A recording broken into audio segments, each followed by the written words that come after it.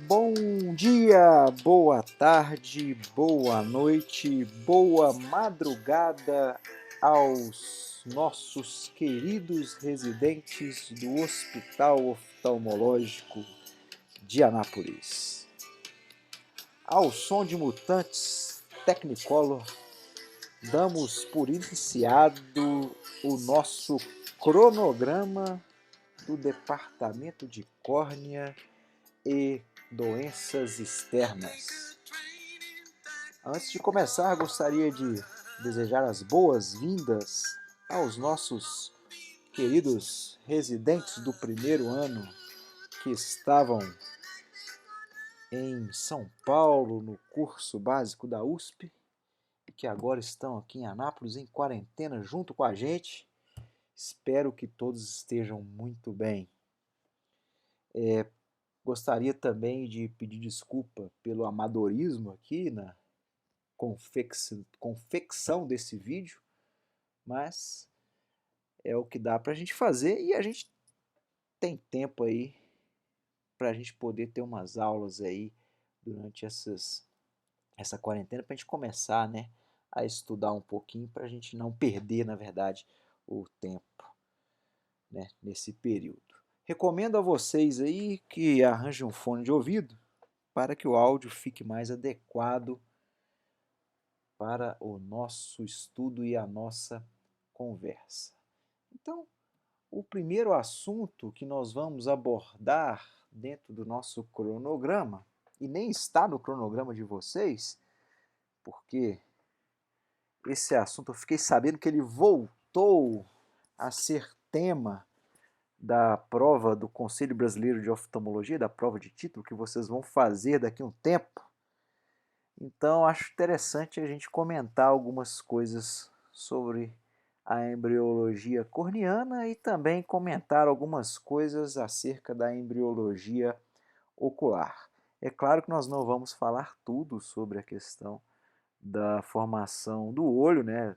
Porque deixa isso aí para o pessoal da retina. Isso aí é um negócio muito difícil e vamos deixar para o Dr. Vinícius falar aí para a gente, né? Eu estou brincando. Mas nós vamos nos ater realmente aqui à questão da córnea. E para isso nós vamos utilizar aqui esses slides e vamos começar então, pessoal. Então, para a gente poder falar sobre embriologia corneana, é importante nós situarmos aqui qual é o período embrionário, quando se dá a formação do embrião. Então, gente, no nosso desenvolvimento pré-natal, nós temos dois períodos distintos e consecutivos. O primeiro deles é o período embrionário, que vai desde a formação do zigoto com a fecundação até mais ou menos a 8ª semana de gestação, e nós temos, depois da 8ª semana, próximo da 9ª semana, o período fetal, que vai então da 9ª semana até a 38ª ou 39ª semana de gestação. Como estamos falando sobre embriologia, vamos nos ater ao período, logicamente, embrionário. É importante compreendermos que o período embrionário ele é dividido em dois outros subperíodos. Um período inicial, que é o período, olha só, gente, um período pré-embrionário, dentro do período embrionário. Então, olha que estranho isso daqui, não é? Então, acho que quem fez essa nomenclatura aqui faltou a aula de português, né? Como é que nós temos um período pré-embrionário no período embrionário? Mas é isso aí. Eu acho que quem está apresentando isso aqui para os residentes também deve ter faltado às aulas de português porque não se atentou nesse detalhe da nomenclatura. Enfim. Bom, nós temos então um período pré-embrionário que se dá desde a fecundação até o final da 3ª semana.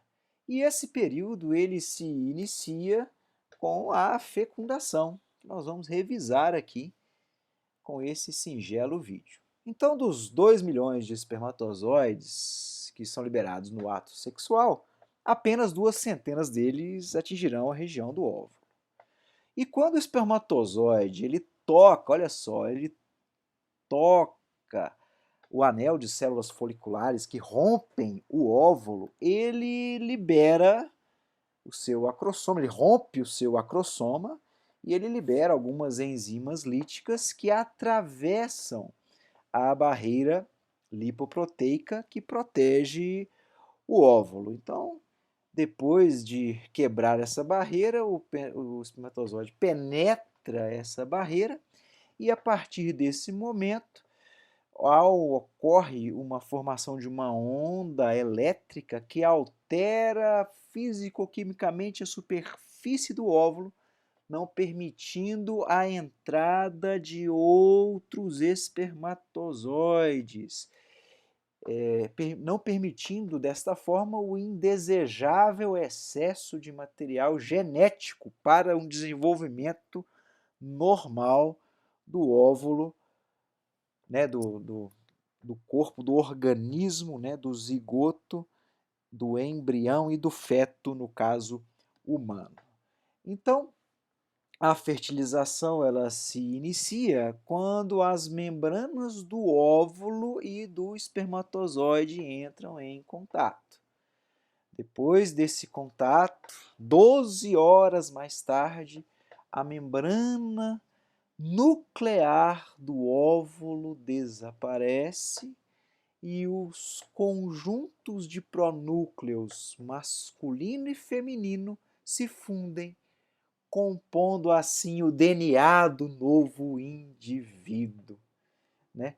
O óvulo, assim fertilizado, é chamado zigoto. Então, depois de lembrarmos dessa bela história humana, da fertilização, nós vamos continuar aqui com as nossas divisões mitóticas. Então, cerca de um dia após a fertilização, o zigoto se divide mitoticamente, né, iniciando um período de divisão celular dito por clivagem rápida, né? Então, ocorre uma multiplicação celular muito intensa por esse processo de clivagem rápida, originando assim células irmãs, células a partir de células anteriores, né? Então nós temos contínuas divisões mitóticas ditas por clivagem rápida e com isso nós temos a formação de novas células ou blastómeros, que nas suas divisões vão crescendo até formar uma esfera celular que se denomina mórula. E essa mórula contém de 16 a 32 células.